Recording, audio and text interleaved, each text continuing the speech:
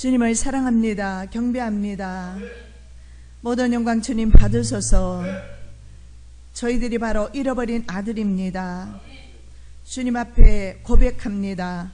주님께로 돌아와서 고백합니다. 저희들의 고백을 받아 주시옵소서. 이 시간에 성령께서 친히 말씀하여 주시고 우리의 심령의 문을 열어 주시옵시고 교회들에게 하시는 말씀을 듣는 시간 되게 하여 주시옵소서. 감사와 찬양과 영광을 돌리오며 거룩하신 예수 그리스도 이름으로 기도드립니다. 아멘. 아버지의 주도적인 사랑입니다. 여러분이 제목의 말씀에만 가지고도 이 시간에 은혜가 될 줄로 믿습니다. 우리는 주님을 사랑하지 않아도 말이죠, 아버지께서는 주도적으로 우리를 사랑하신다라는 것입니다. 그래서 오늘 본문 내용에서 얼마나 하나님께서 여러분을 사랑하시며 지금도 애타게 기다리고 계시는지 말씀 가운데서 성령의 조명을 받으셔서 은혜 받는 귀한 시간 되시기를 예수님의 이름으로 축복합니다. 바리새인과 서기관들이 죄리와 세리가 말씀 들으러 온 것을 보고 예수님을 원망하는 것이 본문의 내용입니다.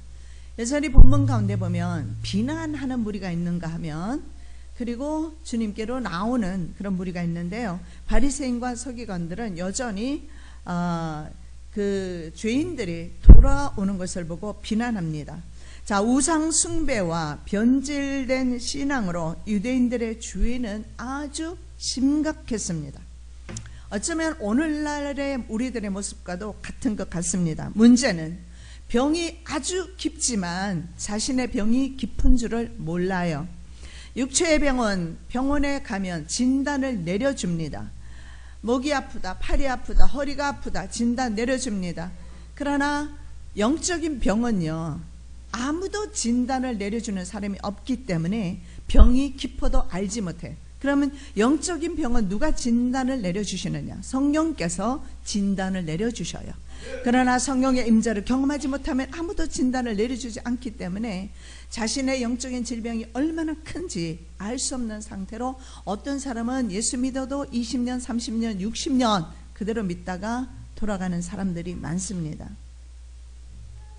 예수님은 그들의 영적 상태를 오늘 본문 내용을 중심으로 하는 15장의 전체적인 내용을 통해서 예수님께서는 이런 상태로 표현하고 있습니다. 자, 이런 양, 오늘 우리가 읽지는 않았지만 이런 양 한 마리 비유를 통해서, 그리고 잃어버린 한 두라크마 비유를 통해서, 그리고 세 번째로 오늘 읽은 잃어버린 아들 비유를 통해서 주님께서는 죄인 한 사람을 얼마나 아끼고 사랑하시는지 볼 수가 있어요. 아버지의 모습, 죄인 한 사람을 찾고 얼마나 기뻐하시는 아버지의 모습을 볼 수가 있습니다. 99을 버려두면서까지 한 마리를 찾으시는 주님의 모습, 하나님의 모습, 아버지의 모습을 주님께서 비유로 말씀하고 있습니다. 99을 주님께서 버려버리신 것이 아니라 한 마리까지도 놓치지 아니하시며 끝까지 찾으시는 하나님의 사랑에 대해서 말씀하고 있는 것입니다. 두라크마는 마찬가지입니다. 한 두라크마는 하루 노동자의 품삯입니다. 유대 여자들은 결혼을 위해서 10개의 동전을 모아야 한다고 합니다. 만일에 동전 하나를 잃어버리게 되면 그 동전을 반드시 찾아야 한다고 합니다. 그래야 결혼을 할 수 있다고 합니다. 10개를 가지고 준비해서 결혼에 가게 됩니다. 그래서 예수님께서 당시에 이러한 습관들을 아시고 말씀합니다. 9 가지고는 부족하다는 겁니다. 1개를 마저 찾아야 한다는 겁니다. 그렇다면 유대 처녀들은 이 하나를 9은 있지만 이 하나를 얼마나 찾는지 알 수가 있어요. 마찬가지로 아버지의 사랑이 그러합니다. 한 영혼도 잃지 않기 위해서 지금도 진노를 잠시간 동안 멈추시고 기다리고 계신다는 겁니다. 세리와 죄인들은 자신들이 죄인임을 인정하기 때문에 오히려 소망이 있었어요. 바리새인과 서기관들은 스스로 자기는 의인이라고 생각하고 죄가 없다고 하기 때문에 오히려 소망이 없는 사실을 볼 수가 있습니다. 자, 결국 온 인류는 하나님이 보셨을 때는 잃어버린 한 마리의 양, 잃어버린 한 드라크마, 잃어버린 아들에 불과하다라는 거예요. 문제는 내 병이 영적으로 질병이 깊다는 사실을 인정하고 아버지께로 나아가는 겁니다. 아버지는 허물하지 않으십니다. 언제든지 아버지는 나를 맞아드릴 준비가 되어 있어요. 오늘 본문에 보면 아버지는 벌써 상고가 멀다고 그랬어요. 저 멀리 거지 행색을 하고 오고 있지만 아버지는 벌써 알고 뛰어나갑니다. 아버지의 사랑입니다. 오늘 이 시간에 주님의 사랑을 느끼시기를 예수님의 이름으로 축복합니다. 자, 죄 지은 인간의 병리 현상 가운데 하나가 뭐냐면 하나님의 존전을 떠나는 것입니다. 인간들은요, 죄를 짓는 순간에 하나님의 얼굴을 피하게 됩니다. 그리고 목회자와 교육자와 교육자의 얼굴도 피합니다. 자꾸 피해요. 그래서 그 현상이, 이것이 바로 죄 지은 사람들의 병리 현상입니다. 자, 창세기 3장 9절입니다. 우리 다 함께 봉독합니다. 여호와 하나님이 아담을 부르시며 그에게 이르시되 내가 어디 있느냐. 아담이 죄를 짓는 순간에 하나님의 얼굴을 피해서 숨었어요. 자, 여기에서 분명한 사실은 하나님의 주도적인 사랑, 하나님의 주권적인 사랑을 볼 수가 있어요. 인간은 피합니다. 하나님은 죄 때문에. 그런데 하나님께서는 아담아, 다른 말로 말씀드리면 사람아 내가 어디 있느냐. 사람아, where are you man? 사람아 너 어디 있느냐. 주님께서 이 시간에도 나를 찾고 계신다는 사실을 믿으시기 바랍니다. 그리고 하나님 앞으로 나오시기를, 하나님의 얼굴을 대면하여 만나시는 귀한 시간 되시기를 예수님의 이름으로 축복합니다. 자, 예수님께서 이 땅에 오신 이유는 바로 이 잃어버린 하나님의 존전을 떠나가서 죄악 가운데서 죽을 수밖에 없는 인생들을 위해서, 온 인류를 위해서 이 땅 위에 오셨습니다. 출애굽기 22장 20절 말씀입니다. 여호와 외에 다른 신에게 희생을 드리는 자는 멸할지니라.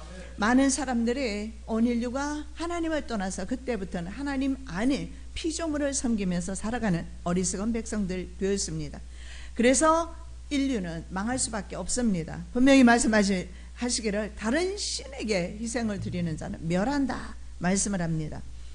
자, 이러한 우상 숭배, 이스라엘 백성들은 이러한 우상 숭배로 말미암아 하나님으로부터 헤렘의 대상이 되었어요. 자, 혓바닥이 갈라져 있어서 말을 잘못합니다. 이해하시고. 헤렘은 뭐냐 하면 성전이라고 합니다. 거룩한 전쟁이에요. 이 거룩한 전쟁은 하나님이 친히 하시는 전쟁입니다. 여리고 전쟁을 헤렘이라고 합니다. 하나님께서 여리고 전쟁에서 지진을 일으키셔서 여리고성을 무너뜨려 주셨어요. 하나님께서 온타임에 역사하신 거예요. 지질학자가, 예수 안 믿는 지질학자가 이렇게 써놨어요.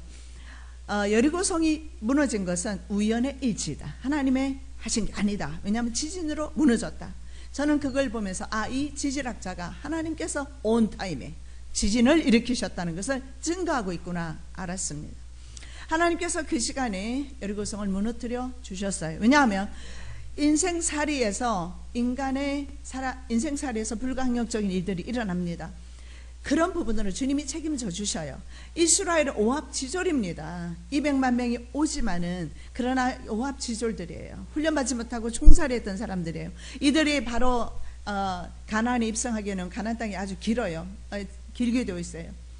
하나님께서는요, 북부 전투, 남부 전투는 직접 하게 하고요, 중간에 있는 부분이 여리고입니다. 여리고 지역을 하나님께서 직접 무너뜨려 주셔서 허리를 잘라놨어요. 그래서 북부군과 남부군이 연합해서 이스라엘 치지 못하도록. 얼마나 주님이 주시는 큰 은혜입니까? 우리가 못하는 것은 주님이 해주세요. 그래서 기도가 필요한 거예요. 그런데 여리고성에서는 아무것도 취하면 안 돼요. 왜냐하면 하나님께서 하신 전쟁이기 때문에. 그런데 아간이 여리고성에서 물건을 취했습니다. 시날산 외투와 금은을 취했어요. 그래서 아간은요, 죽임 당한 거예요. 온 인류와 이스라엘 백성은 주님 앞에 헤렘의 대상입니다. 아간만 그런 것이 아니라 욕심을 따라 살아가는 저희들, 하나님을 버리고 세상 우상을 쫓아가는 저희들, 물질의 우상을 쫓아가는 저희들, 하나님의 입장에서 보면 헤렘의 대상이에요.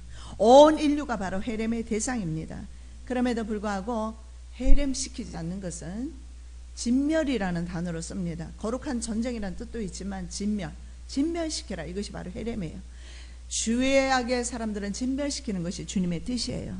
그런데 말이죠, 저희들이 바로 마땅히 진멸될 대상인데 진멸 안 되는 이유는 바로 예수 그리스도를 통해서 우리는 진멸되지 않는 겁니다. 이사야 34장 2절 말씀입니다. 대저 여호와께서 만국을 향하여 진노하시며 그들의 만군을 향하여 분내사 그들을 진멸하시며 살육케 하셨은즉, 만국, 바로 만방을 향해서, 만군을 향해서, 그리고 만국을 향해서, 만방을 향해서 주님께서 진노하셨어요. 그리고 진멸하신다. 진멸의 대상입니다. 그래서 우리는 주님의 은혜로 나아갈 수 없는 존재입니다.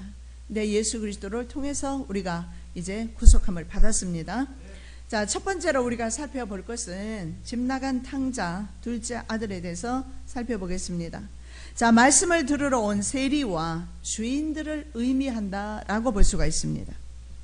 이 집을 나간 탕자, 그리고 다시 돌아왔지요. 이들은 누구냐 하면 예수님 앞에 오늘 바리새인들이 비난하고 있는 그 세리와 죄인들을 의미한다는 겁니다. 여러분, 저와 여러분이 주님 앞에 이러한 모습으로 이 시간에 앉아 있으시기를 예수님의 이름으로 축복합니다. 죄의 질이나 죄의 종류는 중요하지 않습니다. 중요한 것은 회개하고 돌아오는 것이 중요합니다. 만일에 이 아들이 돌아오지 아니할 수도 있었습니다. 아버지의 재산을 다 가지고 갔기 때문에. 만일에 돌아오지 않았다면요, 만일에 여러분이 끝까지 돌아오지 않는다면요, 인생으로 태어나지 않는 것이 좋을 만큼 비참한 삶으로 전락될 것입니다. 아버지 품으로 돌아오시기 바랍니다. 아버지 품으로. 깨닫는 것이 은혜입니다. 내가 잘못됐구나, 내가 잘못된 인생 살았구나, 내가 아버지의 사랑 안에 살지 않았구나, 내가 아버지와 함께 걷지 않았구나, 내가 아버지와 함께 대화하면서 살지 않았구나, 내가 아버지를 뒤로 보내놓고 내 혼자 걸어왔구나. 여러분, 주님 앞에 인정하시기 바랍니다. 인정하는 순간에 우리의 심령 가운데 평화와 기쁨과 자유함이 있어요. 돌아왔습니다. 자, 누가복음 15장 18절 19절 우리 다시 한번 봉독합니다. 내가 일어나 아버지께 가서 이르기를, 아버지여, 내가 하늘과 아버지께 죄를 얻었사오니 지금부터는 아버지 아들이라 일컬음을 감당치 못하겠나이다. 나를 품꾼의 하나로 벗어서 하리라고. 자, 돌아왔습니다. 이 돌아오는 것은 가던 길을 유턴한 겁니다. 슈브라고 합니다. 가는 길 계속 가면 안 돼요. 잘못된 길을 가면 유턴해야죠. 잘못된 길인데요. 부산 가는 데에 보면은 삼천포로 빠지는 길하고 부산 가는 길이 옛날에 비슷했어요. 그런데 삼천포로 빠지면은요, 부산 절대 못 가요. 다시 돌아와야 돼요. 돌아오셔서 주님 안에 거하시는 여러분 되시기 바랍니다. 예수님은요, 돌아온 자들, 예수님의 무릎 앞에서 난 죄인입니다 눈물 흘리는 그런 세리와 창기들의 친구이셨어요. 마태복음 12장 19절입니다. 인자는 와서 먹고 마시매 말하기를, 보라, 먹기를 탐하고 포도주를 즐기는 사람이여 세리와 죄인의 친구로다 하니 지혜는 그 행한 일로 인하여 옳다함을 얻느니라. 자, 사람들은 이렇게 말합니다. 뭐라고 말하느냐? 예수님은 세리와 죄인의 친구로다. 정말 예수님께서 권력 잡은 자들과 바리새인과 서기관들의 친구였으면 우린 큰일 날 뻔했어요. 세상에서도 지대로 복받지 못하고 하늘나라 복도 놓치게 되잖아요. 그보다 더 기가 막힌 일이 어디 있어요. 근데 주님은요, 죄인의 친구랍니다. 나 같은 죄인의 친구랍니다. 그리고 예수님은 고아와 과부의 친구이시다. 성경에서 그렇게 말씀합니다. 신명기 10장 18절 고아와 과부를 위하여 신원하시며 나그네를 사랑하사 그에게 식물과 의복을 주시나니. 고아와 과부의 친구이시다. 자, 51편, 17편, 시편 51편, 17편 넘어갔습니다. 우리가 한번 보겠습니다. 하나님의 구하시는 제사는 상한 심령이라. 하나님이여 상하고 통회하는 마음을 주께서 멸시치 아니하시나이다. 자, 주께서 원하시는 심령을 알게 될 겁니다. 교만한 마음 아닙니다. 거짓말하는 마음 아닙니다. 주께서 받으시는 심령은 상하고 통회하는 마음, 즉 자신의 죄가, 자신의 죄질이 말이죠, 자신의 지은 죄가 얼마나 끔찍한지 자신의 죄를 들여다보면서 나 이 죄로 말미암아 주님 어떻게 해요? 아버지 앞으로 상한 마음으로 오는 사람, 세상에서 얻어 터지고 세상에서 힘들어서 와서 주님 앞에 하는 기도가 아님을 알 수가 있어요. 바로 하나님이 받으시는 제사는 상한 심령, 죄로 말미암아 상한 심령입니다. 룻기 1장 22절 말씀입니다. 룻기 1장 22절. 나오미가 모압 지방에서 그 자부 모압 여인 룻과 함께 돌아왔는데 그들이 보루 추수 시작할 때 베들레헴에 이르더라. 나오미가 남편과 두 아들을 데리고 왔다가 남자 셋 다 죽고 혼자 돌아옵니다. 며느리 룻을 데리고. 자, 무슨 소식을 들었느냐? 베들레헴에 하나님께서 비를 주셨고 베들레헴에 하나님께서 은총을 베푸셨다라는 소식을 듣고 돌아오는 거예요. 여러분, 우리는 종종 곁길로 갈 수 있어요. 전번년의 철로 역정의 주인공 크리스찬도 길을 가다가 곁길 초장이라는 곳에 빠졌어요. 곁길 초장 너무 아름답죠. 빠졌더니 의심의 성, 자포자기 부인, 절망 거인 만났어요. 그래서 내일이면 사형당할 때, 자기가 떠날 때 전도자가 주었던 약속의 키가 있어서 그 키를 가지고 문을 열었더니 그 키는 모든 문을 다 열 수 있는 키예요. 자기의 감옥의 문이 열렸어요. 뛰어나왔어요. 그리고 다시금 이제는 자기 가던 길로 갔답니다. 여러분, 갈 수 있어요. 돌아오시기 바랍니다. 주님 앞으로 돌아오시기 바랍니다. 나오미가 돌아왔어요. 실패했지만 나 더 이상 나오미라고 하지 마라. 나 말하라고 해라. 쓰다 이런 뜻이거든요. 나 인생이 써. 너무 써. 너무 고통스러워. 너무 힘들어. 난 실패자야. 그렇게 나오미라 부르지 말라. 그러나 중요한 것은 나오미가 베들레헴 떡집으로, 하나님의 집으로 다시 돌아왔어요. 여러분의 마음이, 심령이 천국에 있기를 소망합니다. 하나님께 있기를 소망합니다. 바로 돌아왔더니 그때가 언제였냐면 보리 추수 시작할 때였더라. 돌아올 때 주님께서는 보리와 먹을 양식을 준비해 두셨어요. 인생과 문제로 여러분 답답해하지 마십시오. 여러분의 마음이 돌아오셔야 돼요. 마음이 돌아오지 않고 육체가 아무리 돌아도, 아무리 하나님의 전에 있어도 마음이 돌아와야 돼요. 마음이. 나오미는 바로 몸과 마음 지친 몸을 이끌고 주님 앞에 돌아왔어요. 주님께서 받으시는 심령은 상한 심령이에요. 나 말하라 해라. 나오미라 부르지 말아라. 나 인생 실패자야. 벌써 말하고 있지 않습니까? 겸손한 마음으로 주님 앞에 나오시기를 예수님의 이름으로 축복합니다. 자, 이 탕자 둘째 아들을 보면 아버지의 재산을 탕진하였습니다. 누가복음 15장 12절. 그 둘째가 아비에게 말하되 아버지의 재산 중에서 내게 돌아올 분깃을 내게 주소서 하는지라. 아비가 그 살림을 각각 나누어 줬더니 첫 아들은요 아버지의 재산의 2분의 1을 줍니다. 그리고 나머지 아들들은 나누어요. 그것 가지고 나누는데 아마 적어도 이 아들은 3분의 1 정도 가져갔을 겁니다. 그런 유산을, 아버지의 유산 3분의 1 정도, 10억이 있다면 3억 이상을 가지고 가서 탕진을 했을 겁니다. 보통 죄가 아니에요. 그런데 그 재산을 말이죠 탕진했습니다. 신명기 21장 17절 보겠습니다. 반드시 그 미움을 받는 자들을 장자로 인정하여 자기의 소유에서 그에게는 두 몫을 줄 것이니 그는 자기의 기력의 시작이라. 장자의 권리가 그에게 있음이니라. 장자이기 때문에 아무리 못나도 장자에게는 2분의 1을 주라. 성경에 그렇게 말씀을 합니다. 자, 그 다음에 두 번째로 집 나간 둘째 아들은 허랑방탕한 생활을 했습니다. 13절입니다. 그 며칠이 못되어 둘째 아들이 재물을 다 모아가지고 먼 나라에 가서 거기서 허랑방탕하여 그 재산을 허비하더니. 하나님께서 우리에게 많은 은사를 주셨습니다. 주님을 위해서 사용되지 않는다면 그 모든 것은 다 허랑방탕한 생활입니다. 심지어는 나에게 주신 건강까지도 말입니다. 주를 위해서 사는 삶이 아니라면 내 건강, 내 은사 모든 것 다 허랑방탕하게 사는 것입니다. 로마서 13장 11절 14절 말씀 읽겠습니다. 또한 너희가 그 시기를 알거니와 자다가 깰다가 벌써 되었으니 이는 이제 우리의 구원이 처음 믿을 때보다 가까웠음이니라. 밤이 깊고 낮이 가까웠으니 그러므로 우리가 어둠의 일을 벗고 빛의 갑옷을 입자. 낮에와 같이 단정히 행하고 방탕과 술 취하지 말며 음란과 호색하지 말며 증투와 시기하지 말고 오직 주 예수 그리스도로 옷 입고 정욕을 위하여 육신의 일을 dom하지 말라. 이 말씀을 어거스틴이 받고 더 이상 기집질하지 않고 방탕한 생활을 하지 않았어요. 그리고 예수 그리스도로 옷 입고 더 이상 육신의 일을 dom하지 않았어요.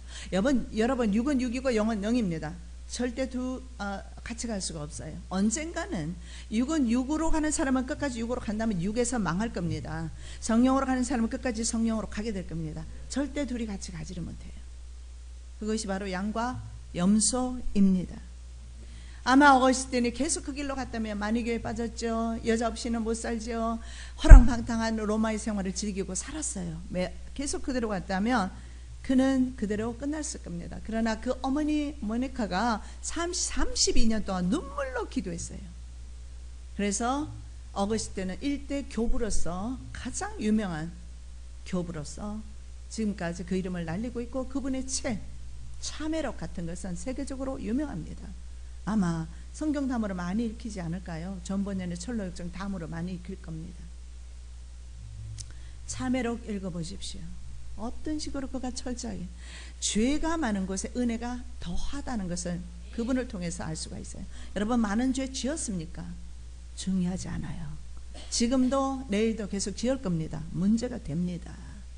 이쯤에서 스탑하시기 바랍니다. 주님을 신뢰하지 않고 주님을 따르지 않는 것이 죄입니다. 내 생각대로 살아가는 것이 죄입니다. 내 마음대로 내 육체 하고 싶은 대로 살아가는 것이 죄입니다. 하나님의 뜻에 순종하시기 바랍니다. 자, 세 번째로 부정한 짐승과의 접촉은 종교적으로 죄의 문제입니다. 이 아들이 나가서 돼지를 쳤어요. 그런데 돼지는 성경에서 부정하다고 나옵니다. 그가 찾아간 그곳에 기근이 흉년이 들어버렸어요. 그래서 어떤 사람의 집에서 더부살이하면서 동물의 사료이며 빈민들의 식량인 쥐엄 열매를 먹으면서 돼지를 치고 있었어요. 15절 16절 가서 그 나라 백성 중 하나에게 붙여 사니 그가 저를 들러보내어 돼지를 치게 했는데 저가 돼지 먹는 쥐엄 열매로 배를 채우고자 하되 주는 자가 없느니라. 여러분 여기서 볼 수 있는 것이 뭡니까? 하나님을 떠난 인생은 쥐엄 열매를 먹을 수밖에 없고 돼지 치는 자가 될 수밖에 없다라는 것을 볼 수가 있어요.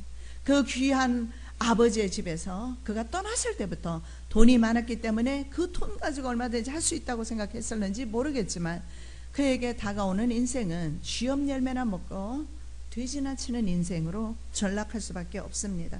레위기 11장 7절입니다. 돼지는 굽이 갈라져 쪽발이로 돼 책임질을 못함으로 너희에게 부정하니. 책임질하는 짐승은 괜찮은데 책임질 못하는 짐승은 안 돼요. 말씀 듣고 집에 들어가서 책임질 할 수 있는 것이 복입니다. 오늘 이 시간에 듣고 한 귀로 치고 다시 세상에서 내 마음대로 예수 없는 것 같이 사는 사람은 불행입니다. 책임질 하시기를 예수님의 이름으로 축복합니다. 말씀을 읽으시기를 예수님의 이름으로 축복합니다. 말씀을 가지고 다니시기를 예수님의 이름으로 축복합니다. 신명기 14장 8절입니다. 돼지는 굽이 갈라졌으나 책임질을 못하므로 너희에게 부정하니 너희는 이런 것의 고기를 먹지 말 것이며 그 사체도 만지지 말 것이니라. 유대인들은 지금도 가서 보니까 양은 굉장히 양고기를 많이 먹어요. 돼지는 치는 것을 못 봤습니다. 지금도 먹지도 치지도 않습니다. 복음시대 자유에도 되건만 그들은 말씀대로 사는 것을 보게 됩니다. 그리고 유대인들은 같은 동족을 종으로 부리거나 종이 되었어도 안 됩니다. 왜냐하면 이스라엘 백성들이 애굽에서 종살이 하다가 하나님께서 해방시켜 주셨어요. 그런데 유대인들이 다른 유대인을 종을 삼는 것은 하나님의 뜻에 반합니다. 즉 우리 하나님의 자녀도 마찬가지입니다. 하나님께서 세상에서 불러주셨어요. 자, 만일에 동족이 돈이 없어서 말이죠, 종으로 팔렸습니다. 그럼 7년째 해방시켜 주어야 합니다. 출애굽기 13장 14절입니다. 장래 여호와께서 그 손에 장래에 내 아들이 내게 묻기를 이것이 어쩌미냐 하거든 너는 그에게 이르기를 여호와께서 그 손의 권능으로 우리를 애굽에서 곧 종이 되었던 집에서 인도하여 내실세이. 하나님의 권능의 손으로 출애굽시킨 내 종을 종 삼지 말아라. 그리고 내 자녀가 종되지 말아라. 이 뜻입니다. 하나님의 자녀들은 세상의 종노릇 하는 데서 불러내셨어요. 로마서 6장 22절입니다. 그러나 이제는 너희가 주에게서 해방되고 하나님께 종이 되어 거룩함에 이르는 열매를 얻었으니 마지막은 영생이라. 누구의 종 되었습니까? 하나님의 종 되었습니다. 그런데 왜 다시 세상으로 가서 세상의 종노릇 하려느냐? 하지 마십시오. 세상의 모습은 모양이라도, 세상의 악은 모양이라도 버리시기를 예수님의 이름으로 축복합니다. 흉내도 내지 않으시기를 예수님의 이름으로 축복합니다. 종의 습관입니다. 갈라디아 사람들이 돌아갔습니다. 어찌하여 어리석은 사람들아, 다시 복음을 맛본 너희가 어찌하여 다시 율법으로 돌아가느냐. 예수 믿으면서 아직도 율법으로 믿습니까? 예수 믿으면서 아직도 모세의 수건이 가리워져 있습니까? 예수 그리스도 이름으로 자유하시기 바랍니다. 자유하십시오. 진리를 알지니 진리가 너희를 자유케 하리라. 갈라디아 5장 1절입니다. 그리스도께서 우리로 자유케 하려고 자유를 주셨으니 그러므로 굳세게 서서 다시는 종의 멍에를 매지 말라. 무엇을 매지 말라고요? 종의 멍에입니다. 세상의 멍에를 매지 말라. 세상에 먹고 사는 문제 가지고 근심하고 걱정하고 염려하고 살지 말아라. 자유를 주셨다. 너희들은 의의 종이니라. 집 나간 아들은요, 바로 유대인 디아스포라 된 유대인들을 의미합니다. 유대인 디아스포라는 외국에 살고 있는 유대인들을 디아스포라라고 합니다. 유대인 디아스포라가 당시에 말이죠, 예수님 당시에 400만 명이 있었어요. 그리고 팔레스타인에 거주하는 사람이 50만 명 정도였다고 합니다. 디아스포라 유대인들이 바로 집 나간 둘째 아들이라면 유대 땅에 살고 있는 팔레스타인에 살고 있는 이스라엘 사람들이 큰 아들이 아마 될 것입니다. 그런데요, 하나님께서, 예수님께서 오늘 말씀하시는 것은 그 두 아들 다 잃어버린 아들이라는 거예요. 아버지의 집에 살지만은 아버지의 뜻을 몰라요. 자기 생각대로 삽니다. 자기 교만이 치우쳐 삽니다. 디아스포라 유대인에게나 예루살렘에 살고 있으면서 자랑하며 성전을 자랑하면서 살아가는, 율법을 자랑하면서 살아가는 바리새인이나 서기관이나 똑같은 주님이 보셨을 때는 소망 없어요. 주님께서 진단 내렸을 때 소망 없음. 돌아오셔야 합니다. 둘째 아들은 돌아옵니다. 디아스포라 유대인들은 온 세계 흩어지면서 짐승 취급당하면서 말긴 데이빗이라는 벼를 달고 그들은 구별된 삶을 살아야 했고, 게토라는 지역에서 벌레들과 쥐와 벼룩들과 함께 살아야 했던 이스라엘 백성들 디아스포라였어요. 그들은요, 심지어는 쥐 새끼와 같이 살았기 때문에 교육이란 것도 없어요. 그들의 교육은 바로 토라입니다.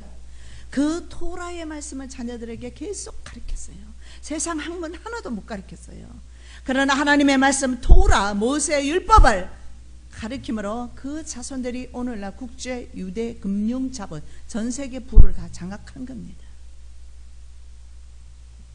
오히려 그들의 고난이 그들에게 유익했던 것을 봅니다. 바로 이 디아스포라 17절. 자, 우리 다시 17절 봉독합니다. 이에 스스로 돌이켜 가로되 내 아버지께서는 양식이 풍족한 품꾼이 얼마나 많은고 나는 여기서 줄여 죽는구나. 이걸 오늘 성경 이렇게 말합니다. 그제서야 제정신이 든 그는 이렇게 중얼거렸다. 정신 차리시기를 예수님의 이름으로 축복합니다. 제정신이 든 아들 생각해 보니까 내가 참 잘못했구나. 돌아가자. 그 다음에 세 번째로 집안의 탕자 큰아들에 대해서 보겠습니다. 두 아들 모두가 아버지에게는 수치와 모멸을 주는 행동을 합니다. 잔치를 죽었던 아들이 돌아왔습니다. 죽었다고 생각했던 아들이 돌아왔습니다. 너무나 아버지가 기뻐서 잔치를 배설합니다. 그래서 그 배설하는 자리에서 큰아들은 아버지에게 모멸적인 행동을 합니다.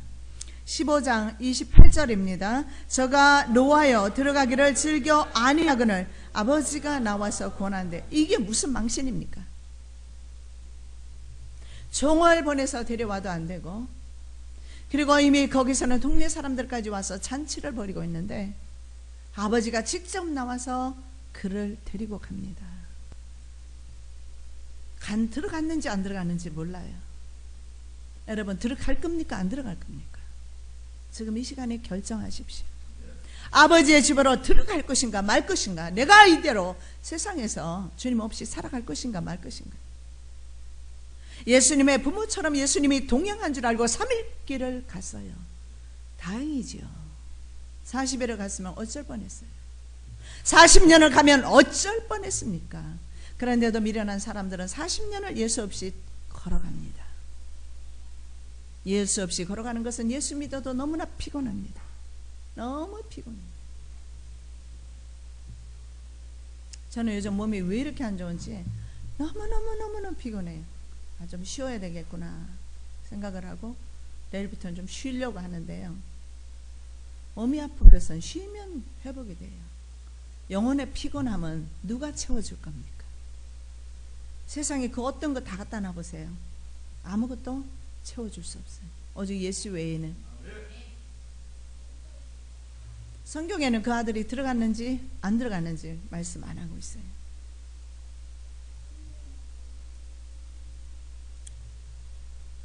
둘 다 아버지에게 망신을 주는 그런 사람들입니다.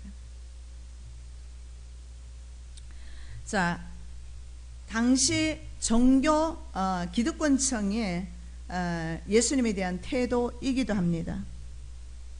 이런 맏아들의 태도, 아버지에게 감히 거만하게 대하는 이 태도는 당시 종교 기득권층의 층들이 예수님에 대한 그런 태도인 것을 볼 수가 있습니다. 1, 2절 보겠습니다. 모든 세리와 죄인들이 말씀을 들으러 가까이 나오니 바리새인과 서기관들이 원망하여 가로되 이 사람이 죄인을 영접하고 음식을 같이 먹는다 하더라. 저가 누구이관데 감히 만왕의 왕을 비판할 수가 있으며 비난할 수가 있습니까? 이런 양입니다. 종교 지도자들은 예수 그리스도를 십자가에 못 박습니다. 그럼에도 불구하고 예수님은 끝까지 그들을 사랑하시는 것을 보게 됩니다. 누가복음 23장 34절입니다. 이에 예수께서 이르시되 아버지 저들을 사하여 주옵소서. 자기들이 하는 것을 알지 못함이니이다 하시더라. 그들이 그의 옷을 나누어 제비 뽑을세. 예수님의 옷을 제비 뽑아요. 예언된 대로. 그런데 주님은요, 자기를 십자가에 못 박는 그 사람들까지 마지막까지 용서해 주시라고 주님께 기도하고 있습니다. 그리고 이방인들, 이 세리와 죄인들 말이죠. 이런 사람들이 구원받는 것을 보고 감정을 표현하는 것은 유대인들이 바로 이방인의 구원에 대해서 감정 표시라는 것을 볼 수가 있는데, 이런 태도가 그 당시 요나에게 나타났습니다. 이방인들이 예수 믿고 돌아오는 것은 상상을 못하죠. 왜냐하면 자기의 조상들이 이방인들로 구성되어 있는 것을 잊어버린 것 같습니다. 어때요?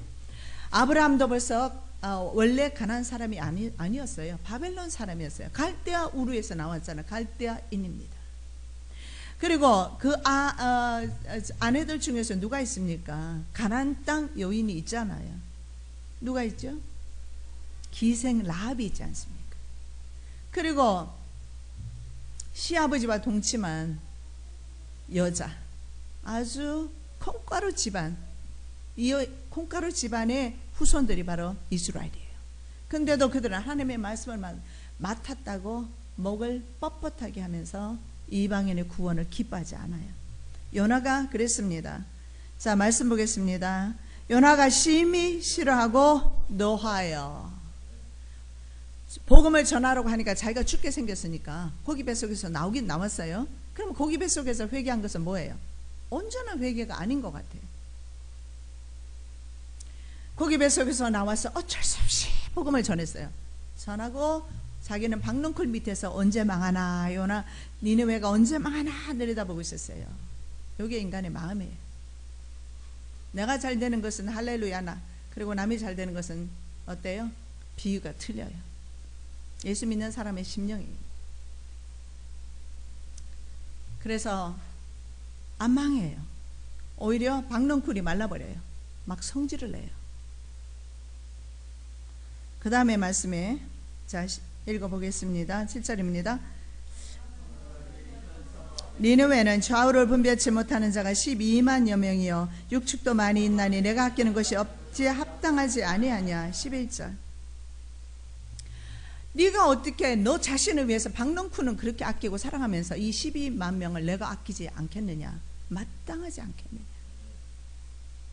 10절입니다. 죄인 하나가 회개하면 하나님의 천사들이 기뻐할 것이다. 저와 여러분이 이 시간에 회개할 때 천사들이 기뻐하십니다.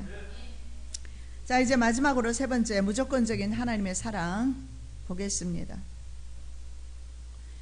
그래서 이스라엘 사람이나 이방인이나 별로 다를 바 없어요. 맏아들이나 둘째 아들이나 아버지에게는 유익이 안 돼요. 전혀 도움이 안 돼요. 그럼에도 불구하고 말이죠, 하나님께서는 무조건 사랑하십니다. 호세아 말씀에 하나님의 사랑이 다 잘 나와 있지 않습니까? 자, 무조건적인 아버지의 사랑을 보는데 둘째 아들이 돌아왔어요. 자, 신분 회복을 위해서 겉옷을 입혀주십니다.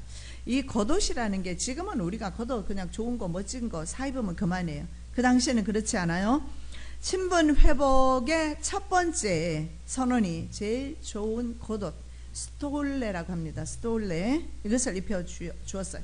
이것은 그 당시에 발까지 내려오는 옷인데 이것은 그 사람의 신분을 나타내 주는 것입니다. 이 스톨레는 그 당시에 왕이나 부자들만이 입을 수가 있었습니다. 22절입니다. 아버지는 종들에게 이르되 제일 좋은 옷을 내어다가 입히고 손에 가락지를 끼우고 발에 신을 신기라. 제일 좋은 스톨레 옷을 입히고 가락지를 끼워주고 그리고 신을 신겨 주었어요. 종에게 가락지 끼우고 종에게 좋은 옷을 입히지는 않습니다. 하나님께서는 하나님께로 돌아온 하나님의 자녀들에게 가장 좋은 옷을, 세마포 새 옷을 입혀주실 줄로 믿습니다. 그리고 무조건 두 번째로 용서하시는 것을 봅니다. 아버지는 아들의 귀한 고백 전에 먼저 용서를 표명합니다. 아들이 요청에 관계없이 아버지가 아들을 받아들이는 거예요. 자, 보시기 바랍니다. 이에 일어나서 아버지께로 돌아가니라. 아직도 상고가 먼데 아버지가 저를 보고 측은히 여겨 달려가 목을 안고 입을 맞추니 아들이 가로되 아버지여 내가 하늘과 아버지께 죄를 얻었사오니 지금부터는 아버지의 아들이라 일컬음을 감당치 못하겠나이다. 아들이 와서 아버지께 잘못했습니다 무릎 꿇고 빌은 것이 아니라 벌써 상고가 먼데 아버지가 아들을 알아보고 뛰어나갔어요. 하나님께서 이 시간에 바로 나를 주목하고 계십니다. 그리고 뛰어나와서 여러분을 안고 사랑하실, 그리고 스톨레 아름다운 옷을 입혀주시기를 원하십니다. 아버지가 일방적으로 나 잘못했어요 말도 하기 전에 마음을 돌이키시기 바랍니다. 모든 것을 희생하시는 어떻게 보면 어리석은 아버지의 모습입니다. 아들은요 뒤도 안 돌아보고 재산이 중요했어요. 돈이 더 좋았어요. 아니면 아버지가 그렇게 좋았더라면 아버지를 어떻게 떠났겠습니까? 재산만 챙겨가지고 단단히 챙겨서 한번 멋지게 살아보겠다고 속히 떠나가 버렸어요. 멀리 나갔어요. 거지가 되어서 옵니다. 아버지가 받아줄까 안 받아줄까 염려하는 마음으로, 초조한 마음으로 나 아버지 집에서 차라리 종으로 사는 게 낫겠다. 왜냐하면 자기가 종살이 해보니까 말이죠. 종살이 해보니까 아버지의 종이 행복한 거예요. 그런 마음으로 달려갔을 때 아버지는 벌써 그 행색을 보면서도 아들은 멀리 갔고 아버지는 뛰어나가서 그 아들을 맞아주는 것을 보게 됩니다. 아들은 아버지를 떠나서 멀리 갔어요. 아버지가 뛰어나가서 그 거리를 좁혀주는 겁니다. 아버지의 사랑이에요. 아버지의 사랑을 이 시간에 경험하시기를, 깨달으시기를 예수님의 이름으로 축복합니다. 자, 아버지가 얼마나 아들을 사랑하는지요, 이렇게 말씀합니다. 그를 보고 측은히 여기어 달려가서 목을 안고 입을 맞추니. 여러분, 인간의 언어가 한계가 있어서 더 이상 아버지의 사랑을 말 못하겠습니다. 다시 말씀드립니다. 그를 보고, 나를 이 시간에 보시고 측은히 여기시고 달려오셔서 목을 안고 입을 맞추니. 그리고 그 다음에 아들이, 내가 하나님과 아버지께 죄 지었습니다. 아니다 아들아, 괜찮다. 너 왔지 않느냐. 너 내 품으로 다시 돌아왔지 않느냐. 네가 어떻게 살았든지 중요하지 않아. 내 돈을 얼마나 많이 허비했든지 중요하지 않아. 넌 지금 내 앞에 있지 않느냐. 아버지의 마음입니다. 한 마리 양을 찾고 기뻐하시는 목자의 모습, 한 드라크마를 찾고 기뻐하시는 처녀의 모습, 그리고 잃어버린 한 아들을 다시 찾고 기뻐하시는 아버지의 모습이 오늘 오버 스크랩에서 나타나고 있습니다. 처녀의 마음과 목자의 마음과 그리고 아버지의 마음 깨달으시기를 예수님의 이름으로 축복합니다. 아버지는 두 아들 모두 사랑합니다. 철없는 둘째 아들이나 완고한 첫째 아들 모두를 사랑하십니다. 요한복음 3장 16절입니다. 하나님이 세상을 이처럼 사랑하사 독생자를 주셨으니 이는 저를 믿는 자마다 영생을 얻게 하려 하심이라. 3장 18절입니다. 저를 믿는 자는 심판을 받지 아니하는 것이요 믿지 아니하는 자는 하나님의 독생자 이름을 믿지 아니함으로 이미 받은 것이니라. 자, 분명히 말씀을 합니다. 하나님이 세상을 이처럼 사랑하시지만 믿지 아니하는 자는 믿지 아니함으로 심판 이미 받았다. 그러나 영접하는 자 구원받습니다. 시작. 자기 땅에 오매 자기 백성이 영접지 아니하였으나 영접하는 자 곧 그 이름을 믿는 자들에게는 하나님의 자녀가 되는 권세를 주셨으니. 아멘. 자기 땅에 와서 자기 백성이 영접하지 아니하였던 덕에 복음이 이방인에게로 향합니다. 그리고 그 다음에 이방인 중에서 믿는 자들에게 하나님의 자녀가 되는 권세를 주셨다. 여러분, 저와 여러분 하나님의 자녀의 권세 회복하시기를 예수님의 이름으로 축복합니다. 사랑 예수님 감사합니다. 이 시간에 내가 바로 집 나간 탕자였습니까? 내가 바로 아버지와 함께 있는 줄로 생각하고 아버지를 거역하는 완악한 큰아들이었습니까? 주님은 둘을 다 사랑하셨습니다. 주의 사랑을 이 시간에 경험할 수 있도록 찬양 가운데 주님을 받아들일 수 있도록 은혜 내려 주시옵소서. 나 주님을 멀리 떠나 살았습니다. 이제 주님 안에 들어오기를 원합니다. 아버지의 품에 거하기를 원합니다. 세상에 너무 힘들어요. 고통스럽습니다. 자유가 없습니다. 기쁨이 없습니다. 자유와 기쁨 맛보는 이 시간 될 수 있도록 은혜 베풀어 주시옵소서. 감사하며 예수 그리스도의 이름으로 기도드립니다. 아멘.